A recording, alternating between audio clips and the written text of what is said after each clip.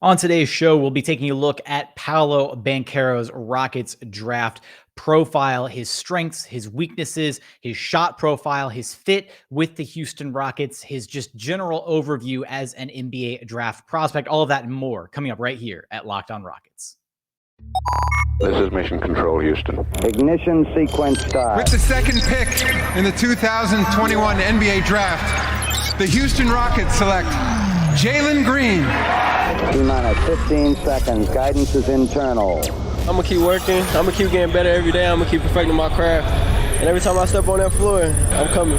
6, 5, 4, 3, 2, 1.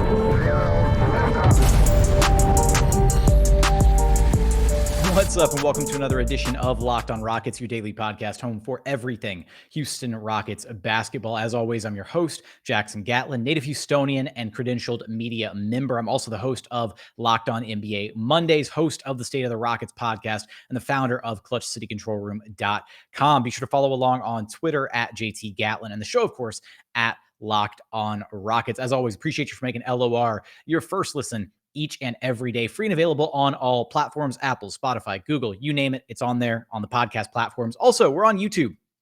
Go check us out on YouTube. If you're on YouTube right now, drop a comment. The comments are how you can help out the show. If you like the show, if you love this show, drop a comment on YouTube. Hashtag for the house, or sorry, for the team, for the house, for the team, for the algorithm. There we go. But yeah, so on today's show, we're going to take a look at Paolo Banchero, the guy who is seemingly destined to be a member of the Houston Rockets with the third overall pick in this year's NBA draft, especially coming off the heels of Jabari Smith Jr., who concluded his workout with the Orlando Magic and shared that he only has plans to do one more workout, and that's with the Oklahoma City Thunder. So Jabari Smith, no plans to work out for the Houston Rockets. A huge hit for the Jabari jungle, unfortunately, but no reason to be upset because Paolo Banchero is an incredibly enticing prospect for the Rockets to be able to have an opportunity at with pick number 3. And that's why we're talking Banchero in today's episode. So let's start with the basics on Paolo Banchero coming out of Duke, one of the best, collegiate basketball programs across the nation. Let's start with his physicals.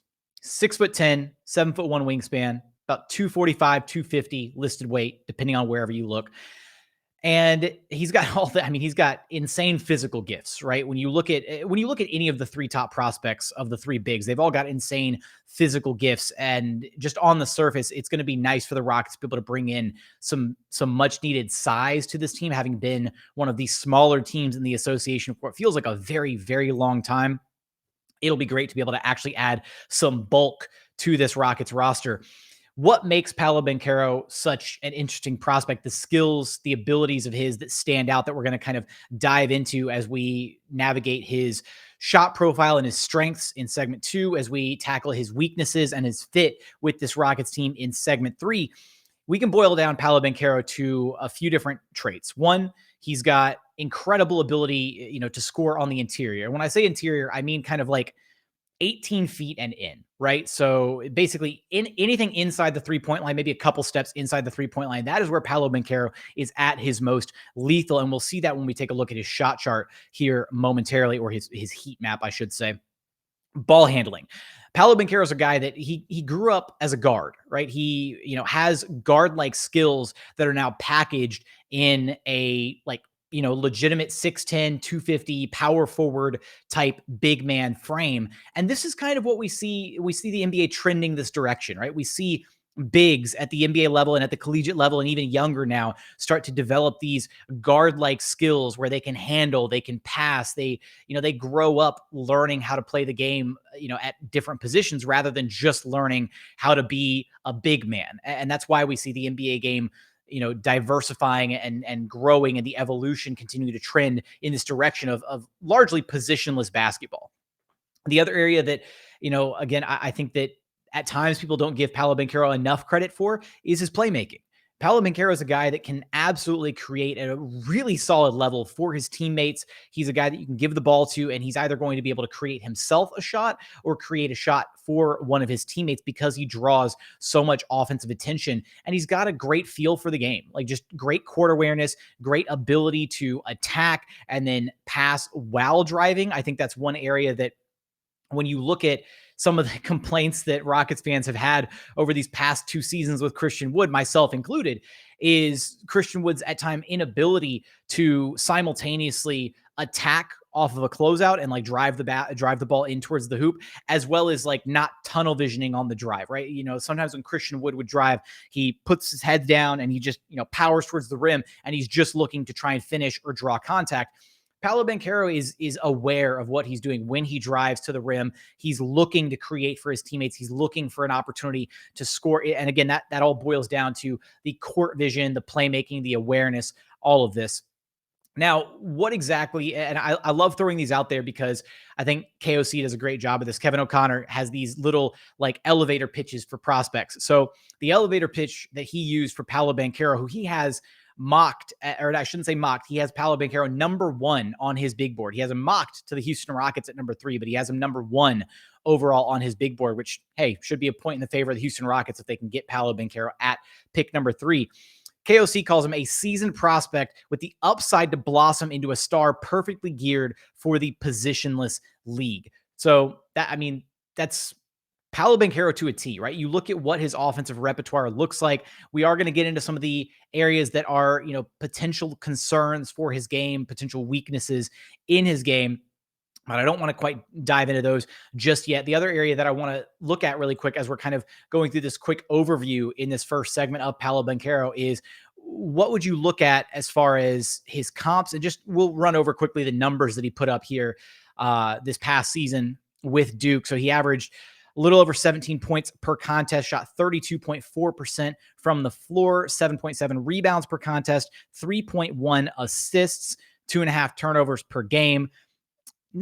Pretty solid numbers. And he also like turned it up when it got to the tournament, when the lights were brightest. He was the guy that was, consistently delivering for Duke in those high leverage, high pressure moments. And that is absolutely something you want to look at when you look at a guy who is kind of, built for the NBA, built for those big time moments, built to take the big shot, to be the alpha, if you will, on the floor. A couple comps that I keep seeing thrown around for Paolo Banchero. I see Julius Randle quite a bit. I see that all the time. I've seen Chris Webber quite a bit from some of like the old heads a little bit who were, around to more so appreciate a younger Chris Webber, if you will. Some of the, comps that one that I've seen thrown out that I do not agree with whatsoever is Tobias Harris. I think Tobias Harris is legitimately like, he is a wing small forward type player and is quite a bit leaner and maybe a bit more mobile than Paolo Banchero, or quicker, I should say. And he has a significantly more potent outside shot than Banchero, at least right now. So I don't necessarily agree with the Tobias Harris comp, because I think Banchero is like a legitimate 4, like he's a legitimate big. Maybe he sheds some weight. Maybe he can be, more so of a wing at the NBA level if he kind of slims down a little bit further. But another one would be potentially like Jabari Parker is another comp that like I've thrown out. I do think where I come away with after having watched tons of game tape on Paolo Banchero, what really stands out to me is he kind of reminds me, with his handle, with his size, with the way that he plays, he reminds me of Blake Griffin. Like maybe, pardon me, maybe a slightly less athletic version of Blake Griffin, but not like Blake Griffin like during his early Clippers days, but Blake Griffin after he started to develop the 3-ball and developed more playmaking and really kind of started to become at one point like arguably the Clippers' best player, kind of having to step up, especially in the absence of Chris Paul during some of his injuries during his Clippers days, where the offense was running, almost exclusively through Blake. And on any given night, he could give you like 28, 12, and like 4 or 5 assists to go along with that, because he was playmaking at a high level. He was creating. He was utilizing his ability to score and drive and attack on the interior to create for his teammates. That's kind of what I see with Paolo Banchero. And that's the comp in my head that really kind of elevates him to like, okay, if you're talking about a guy who could get you, 25, 10 and 5 assists on any given night, that is a all-star, incredibly talented player. And that's what I think. I mean, I think Paolo Banchero can bring that to the table for an NBA team. So we're going to take a look at his shot profile coming up. Also, I want to know what comps you have in mind for Paolo Banchero, since he's, the guy that is almost destined at this point to become a Houston Rocket. Let me know your comps for Paolo Banchero in the YouTube comments. I'm very curious to see what you think about him. But coming up, I do want to take a look at his shot profile from this past season, kind of take a look at his heat map, where he struggled, where he had a lot of success. Is the three-point shooting as legitimate of a concern as it should be? We'll take a look at that, his strengths, and his weaknesses, his fit with the Rockets, all of that coming up in just a moment. But first, a quick message from my friends over at rockauto.com, because with the ever-increasing numbers of makes and models, it's basically impossible for a local chain auto parts store to stock all the parts that you would need for your car or truck. Why endure the often pointless and sometimes intimidating questioning like, is your car an LX, EX, yada, yada, yada, all this stuff? You can save time and money when you use rockauto.com. Why would you choose to spend up to 30, 50, or even 100% more for the exact same parts from a chain store or car dealership? Best of all, Rock Auto is a family business. They've been serving do-it-yourselfers online for over 20 years. The prices are always reliably low for every single customer. They don't price gouge you just because you're a DIY person, which is how it should be. You shouldn't have to pay more just because you know how to do some repairs on your vehicle. They've got everything you could possibly need, from brake parts, tail lamps, motor oil, even brand new carpet. So go explore their easy-to-use website today to find the solution to your auto parts needs. Go to rockauto.com right now. See all the parts available for your car or truck. And this is a really important part. When you hit the shopping cart icon, when you go to checkout, be sure to write "Locked On" in their "How did you hear about us" box so that they know that we sent you. Amazing selection, reliably low prices, all the parts your car will ever need. Be sure to visit rockauto.com. And continuing on here at Locked On Rockets, your daily podcast home for everything Houston Rockets basketball. As always, appreciate you for making LOR your first listen each and every day. Right now, the ultimate NBA mock draft is just around the corner, starting June 16th with over 50 insiders. Nothing equals the ultimate NBA mock draft. The Locked On NBA Big Board draft experts plus the Odyssey insiders. First picks are June 16th. Search Ultimate NBA Mock Draft and follow now wherever you listen to your podcast so that you do not miss out on a single pick. I think you're going to like the picks that I was able to make for the Houston Rockets in this ultimate mock draft. So do not want to miss out on that. Now, continue on here. Let's take a look right now at Paolo Banchero's heat map, his shot chart, shot profile, if you will. Let me pull this up. So first things first, we'll just run over the numbers very quickly here. So played 38 games this past season. Across these games, he shot 52.7% from the floor, from from 2-point range, not from the floor. He shot 33.3% from long range, from distance, 42 out of 126 attempts. And then his overall field goal percentage was 47.8%, 237 makes out of just under 500 attempts, 496 attempts from the floor, for an effective field goal percentage of 52%. Now, if you're following along with us on YouTube, you can see the visualization. God, that's a hard word to say. Try saying that 5 times fast. I'm not going to, because I don't want to continue to derail. But you can see his heat map.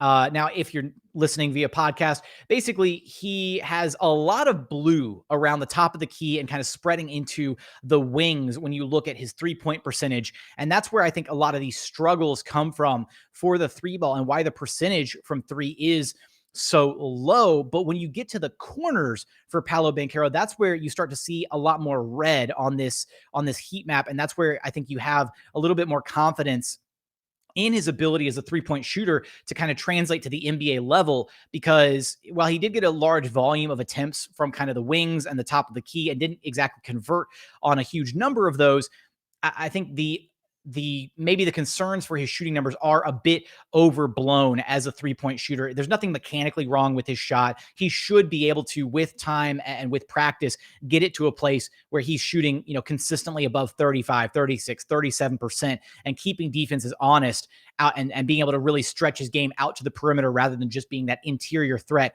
from 18 feet or so in. The other curious thing when you look at his heat map here is, as we rotate around the interior, if we start on the right block of his heat map, he starts off and he's shooting 25% from the right block. In that area, you see a lot of blue. You see, and maybe it's a little bit concerning. You're seeing so much blue on that right block. Then it warms up as you kind of move into the kind of free throw line extended area on the right side of the court. He heats up. He goes up to 33.3% from that area. Then you move over into the left side of the court, free throw line extended, that about 15 to 18 foot range on the left side of the court. He starts shooting 40% from there. And then he really heats up when you get to the left block area, all the way from the left block extending out to the 3-point line. He's shooting 57.7% from that kind of baseline area on the left side of the floor. So I find it curious that it warms up from one side of the floor to the other. And when you're looking at this heat map, he definitely prefers kind of that left side of the floor, which is curious because he doesn't exactly finish well with his left hand. So maybe he's just one of those players that, again, he prefers going left. He prefers, operating on the left side of the floor because it's easier to get to his jumper, to get to his turnaround fadeaway, to attack, not necessarily going left, but attacking from the left side of the floor, that kind of thing. And then I mentioned the 3-point shooting from the corners as it heats up a little bit. From the right side corner this past season, it was only 9 attempts, but Paolo Banchero shot 7 of 9 from the right side corner for a total of 77.8% from the floor. And then from the left side corner, he shot 6 of 12 for a solid 50%.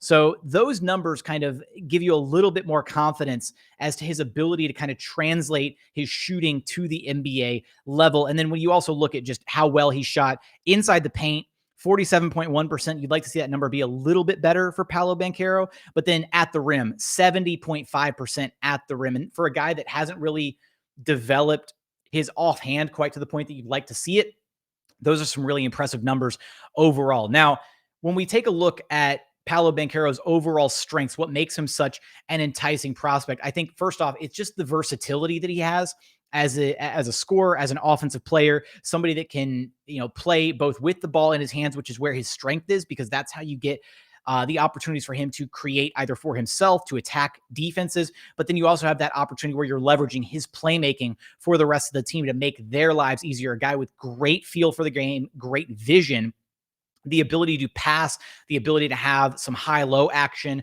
He can face up, he can back you down. He's got an array of moves. So he's got all of that, but then he's also a guy that I think can operate off ball. And I think that's something that really kind of started to stand out to me as I watched more and more footage of him.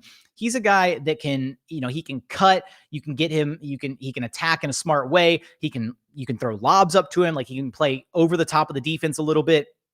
He can play all the way out to the perimeter. Again, the 3-point shooting around the top of the key and from kind of the wing area, not super great right now, but there's confidence, I think, that, again, with those corner 3-point shooting numbers and just overall that he's going to be able to iron out that 3-point shooting at the NBA level, at the next level.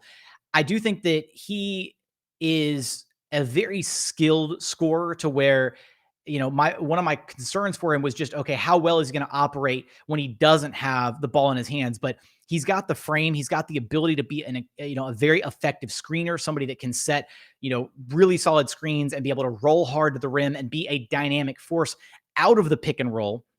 And that's something that, I want to talk about. I'll kind of expound on a little bit when we talk about his fit with this Rockets team, an area that, he would be able to excel in alongside Kevin Porter Jr. and Jalen Green. Now, when we look at, his shooting numbers, he's a confident shooter, but he's not like he's not a knockdown, like a guaranteed knockdown guy. He'll take the shots.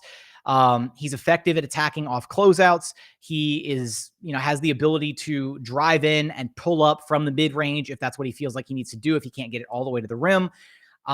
Really he is the most polished offensive player out of the top prospects because of his just innate ability to put the ball on the floor, to create for himself, to create for others, to score pretty much everywhere on the floor. Again, the numbers don't exactly jump off the page as far as just his percentages, but the overall ability to score from anywhere on the floor is absolutely there. Then when we look at the defensive side of things, even though defense is kind of a big question mark for him, and that is kind of the biggest area of concern for his game largely, he's still a strong, quick defender. He can basically, guard multiple positions. He's got the physical tools to do so. The versatility on that end to be able to guard, multiple guys, 2 through 4, 2 through 5 effectively. I think the biggest thing is going to be, his effort level on that side, but he's got all the physical gifts to be a solid defender. And, while he's not necessarily going to be a true like rim deterrent or like shot blocking presence, he has enough athleticism and enough awareness on the defense side of the ball that he can be like a, adequate, like weak side help defender, kind of, rotating over from the weak side, kind of, picking up some easy shot, block opportunities like that sort of thing. So I wouldn't expect him to be, I'm not expecting him to be like a lockdown guy or a defensive enforcer by any stretch of the imagination, but he has all the tools to be a solid defender, which is one of the concerns, especially when you look at a big like him, is you're like, okay, does he have the foot speed? Is he going to be barbecue chicken on switches? Like, are guards going to be able to like absolutely take advantage of him? I think there are some, valid concerns there overall, but as far as his like foot speed and being able to keep up on switches and stuff like that, I don't think that's necessarily a concern as long as he is engaged defensively. The best part about Paolo Banchero too is when we flip it back just very briefly here to the offensive side, is he's going to be a mismatch for a lot of different players, right? Because he's largely too big and too strong for most like wings to guard him. And he's too quick on his feet and attacks to like, he's got that, strong first step, and he's just agile enough and has enough, an array of moves, the ball handling, all that, to be able to kind of confound bigger bigs. And so this is going to be something that it's going to be very curious to see how NBA defenses try to guard him, right? Do they put a legitimate big on him and he drags them out to the perimeter and abuses them out there, gets past him with his speed? Or do they try to put a wing on him to try and maybe slow him down so that he can't face up as effectively? And then he's just going to back them down and power them down in and around the basket. So he's going to be a gigantic mismatch opportunity for whatever team gets him, possibly the Houston Rockets. And that'll be very curious to see just how NBA defenses try to handle him at his, at least defensively, how they try to interrupt what he does so well on the basketball court, which is, again, what makes him such a potent offensive force. That coupled with the playmaking, all of that, complete polish on the offensive end. Again, most polished offensive player out of the top prospects, bar none.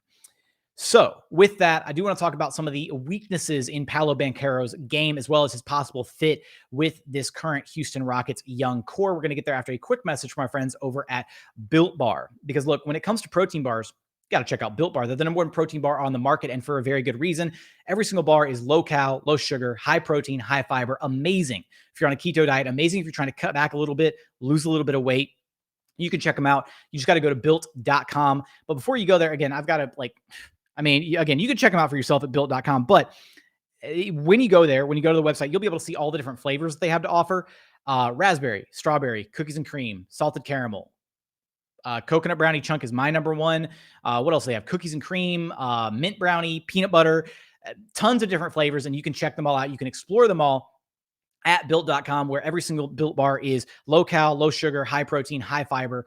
Again, they're the number one protein bars on the market. So go to built.com. And when you go to checkout, be sure to use LOCK15 to get 15% off your very next order of the best tasting protein bars on the market. Again, that's promo code LOCK15 for 15% off at built.com. And final segment here at Locked On Rockets, your daily podcast home for everything Houston Rockets basketball. As always, appreciate you for making LOR your first listen each and every day. For your second listen, go check out the Locked On NBA Big Board podcast. Host Rafael Barlow from NBA Draft Junkies and author of the NBA Big Board newsletter is joined by Richard Stamen, Sam Ferris, and Leif Thulin, giving fans an in-depth look at the NBA draft, mock draft, player rankings, and of course, Big Board. It's free and available wherever you get your podcast, wherever you listen to this podcast, also on YouTube. Now, as we're wrapping up Paolo Banchero's draft profile, let's roll through some of the weaknesses in his game, the things that potentially hold him back a little bit when compared to a couple of the other top prospects. And I think one of the reasons, right, when you look at Jabari Smith and Chet Holmgren, is both of those guys are going to be able to affect the game, not only offensively, even though Paolo Banchero arguably has an offensive edge over both of those guys with his playmaking, creation ability, the overall versatility of his offensive game.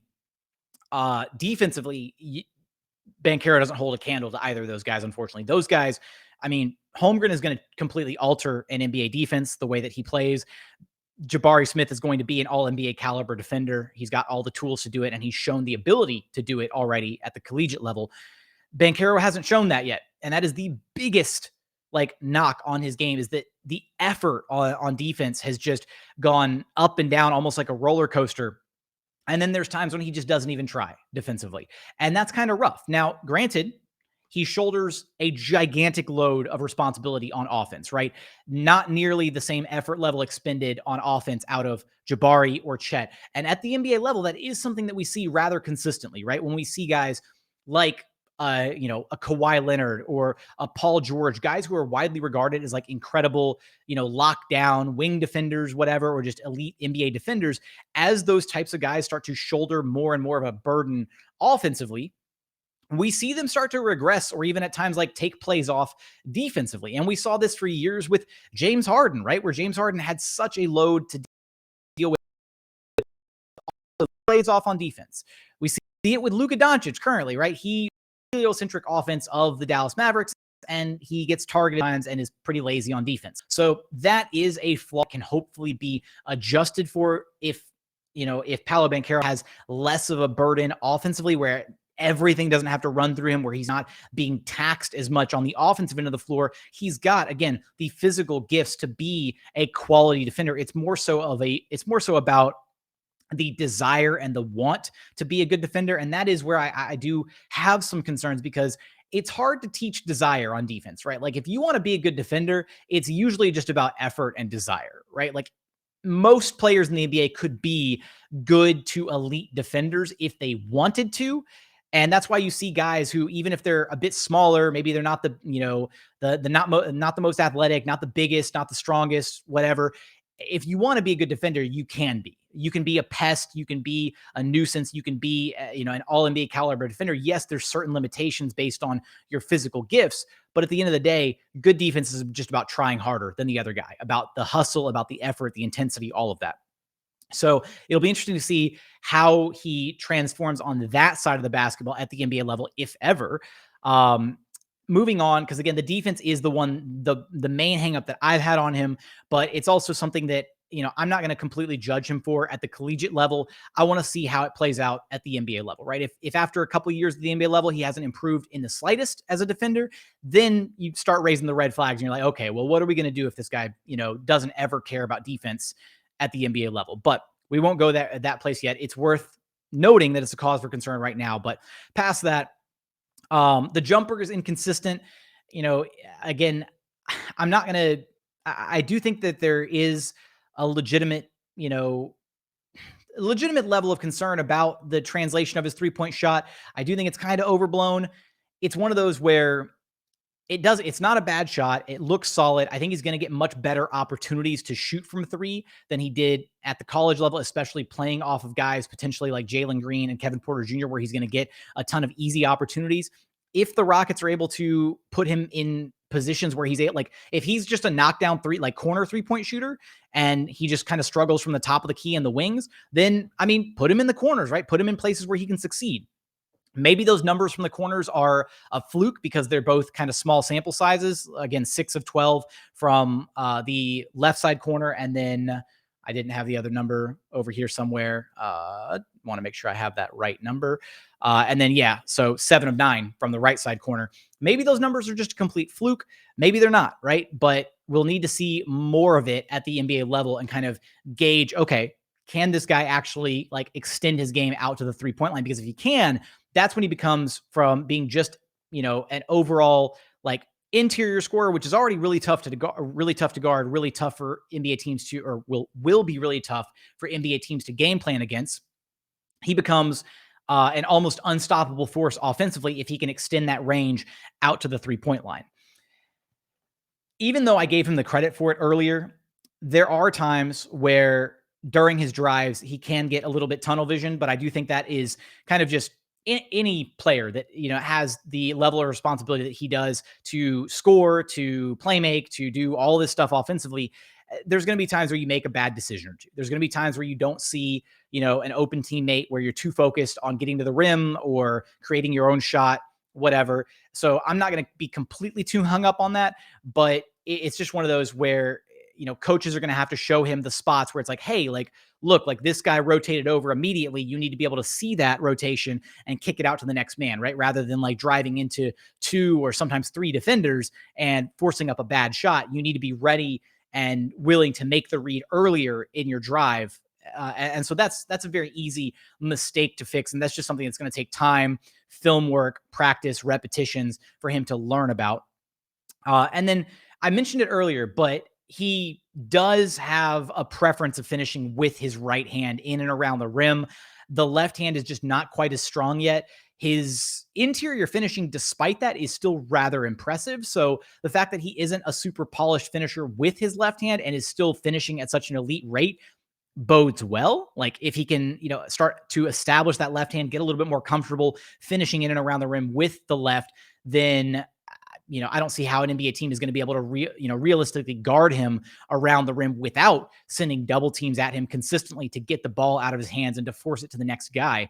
So that's, kind of the area that when you're watching him, like if you go back and watch film of Paolo Banchero, just kind of see how he finishes around the rim, right? He prefers that right hand quite a bit, which is also why I thought it was so funny that his heat map warms up as he's going to the left side. But again, that's just a thing where, there's a lot of players that prefer dribbling to their offhand and then pulling up for a jumper rather than dribbling to their strong hand and pulling up for a jumper. I was weird when I played. I preferred going to my strong hand and then pulling up for a jumper. Like that was my preference, but a lot of NBA players prefer going to their weak hand and then pulling up for the jumper like that. So, to each their own. And it's, at least with Paolo Banchero, it seems like he prefers going to that left hand when he's, going to work for creating his own shot, creating a jump shot opportunity.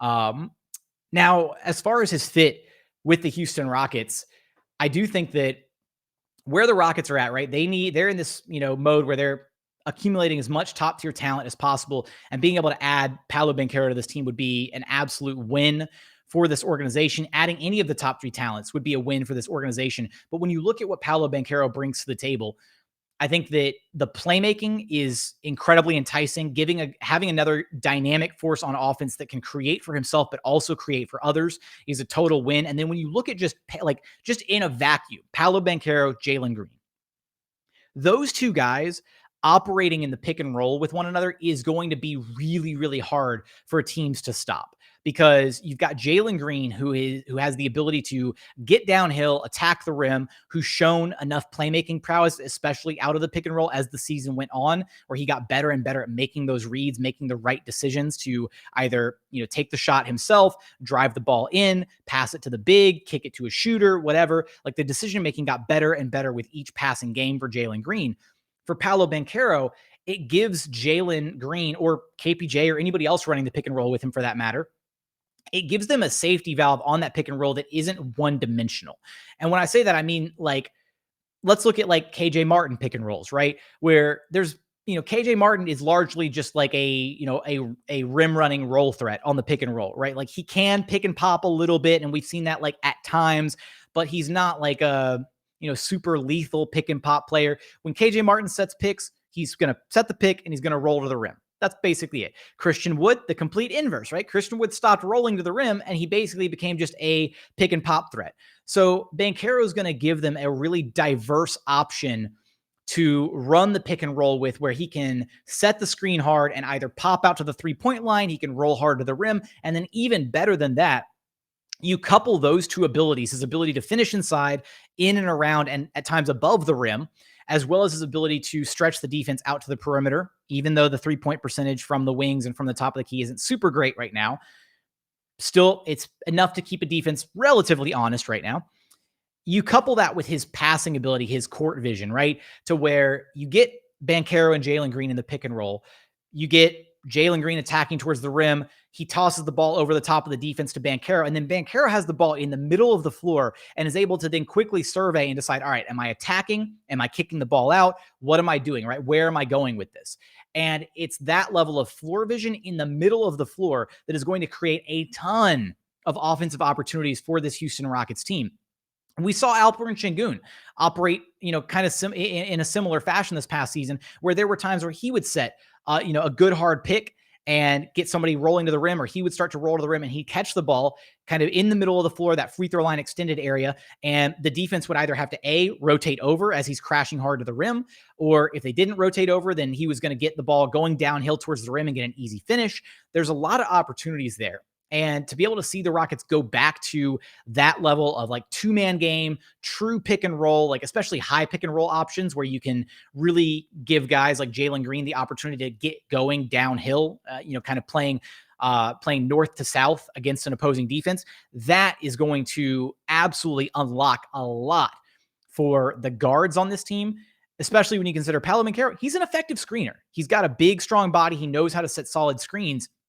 And so having that to really be able to open up opportunities for the guards on this team to attack is going to look really, really enticing. And then on top of all that, you saw the ability for, Kevin Porter Jr. to be a catch and shoot player. He was the best catch and shoot player on minimum 100 attempts this past season, I believe, something like that, like 47.8%, if I'm pulling the number correctly off the top of my head.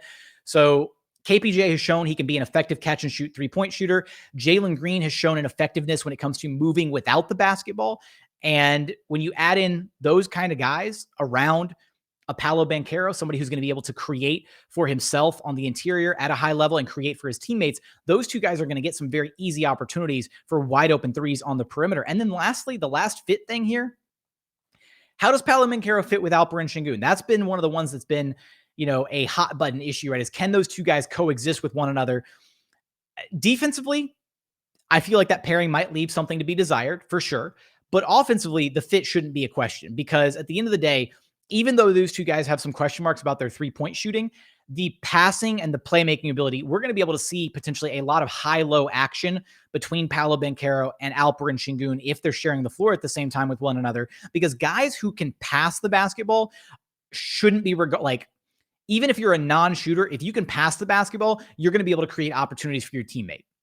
And defenses aren't going to be able to key in on you if you're an effective passer. We see that happen with Draymond Green all the time. Draymond Green is, a below average 3-point shooter, but it doesn't quite matter. There are times when he pulls the 3-pointer, right? And that's kind of a win for the defense. But there are times where he, is out on the 3-point line and he chooses to drive the basketball in and create another opportunity for his teammates because he's got the floor vision, the playmaking to be able to make that happen. So while it's not a super ideal scenario to have Alperen Sengun and Paolo Banchero on the floor at the same time as they're like below league average 3-point shooters, their ability to play off of one another and to create for one another, both just with their passing, with their court vision, all of that, it's going to alleviate some of the non-shooting in that lineup. And depending on who the Rockets decide to run at the 3 alongside those two guys, whether it's Eric Gordon, whether it's KJ Martin, whether it's just a completely another, Garrison Matthews, I don't know, right? As long as they put shooting at that 3 spot, and then they have shooting with KPJ, shooting with Jalen Green, and shooting at the 3 spot, if they're running a starting lineup of Paolo Banchero, Alperen Sengun, I think they're going to be just fine. So with that, those are final thoughts on Paolo Banchero, his overall draft profile, his fit with the Rockets, his strengths, his weaknesses, all of that. Let me know how you feel about Paolo Banchero in the YouTube comments. I do read each and every one of those every single day. If you haven't done so yet, please consider subscribing to the podcast wherever you listen to your podcasts, Apple, Spotify, Google, brand new Odyssey app, free and available on all platforms. Already mentioned it, but check us out on YouTube. Go to YouTube, search Locked On Rockets, like, comment, subscribe, all that good stuff. As always, thank you so much for watching. Thank you so much for listening. And we look forward to having you back right here at Locked On Rockets, your daily podcast home for everything Houston Rockets basketball.